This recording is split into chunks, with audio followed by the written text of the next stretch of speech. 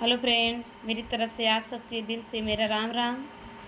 आप सब बीच में मैं एक कलसा पर के गीत लेके आया हूँ। मेरा गीत कैसा लगा आप सब कमेंट में ज़रूर करना।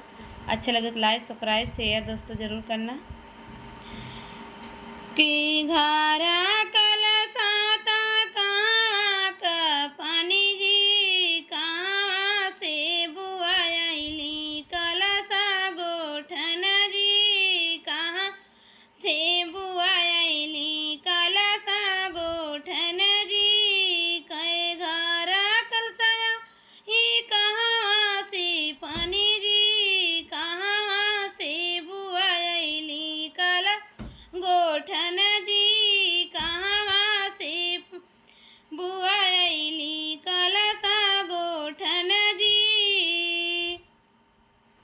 कर घर कलसाई गंगा जी से पानी जी, ससुरी से बुआ आइली कला गोठन जी, ससुरी से बुआ आइली कलसा गोठन जी। भीतर